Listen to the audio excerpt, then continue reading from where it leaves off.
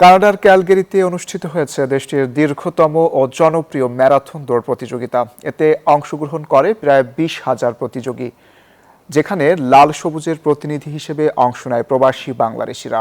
লাইলা নুসরাতের পাঠানো তথ্যচিত্রের রিপোর্ট। সুস্থ ও গতিশীল জীবনযাত্রার বার্তা নিয়ে শুরু হয় কানাডার দীর্ঘতম ম্যারাথন দৌড় প্রতিযোগিতা। বসুন্ধরা টিস্যু, অশুদ্ধতার বিরুদ্ধে এক বিন্দুও ছাড় নয়। 1963 সাল থেকে শুরু হওয়া ঐতিহ্যবাহী এই প্রতিযোগিতায় এবার অংশগ্রহণ করে প্রায় 20,000 প্রতিযোগী, যেখানে বিশ্বের নানা প্রান্তের প্রতিযোগীদের সঙ্গে অংশ নেয় প্রবাসী বাংলাদেশিরাও। 42.2 কিলোমিটারের ফুল ম্যারাথনে সফলভাবে দৌড় শেষ করেন নাট্য নির্দেশক জাহিদ হক ও সঙ্গীত শিল্পী শারমিন ইয়াসিন। শরীর ও মনকে সতেজ রাখতে ম্যারাথন দৌড়ের কোনো বিকল্প নেই বলে মনে করেন অংশগ্রহণকারী প্রবাসী বাংলাদেশিরা। Desk report, news 24।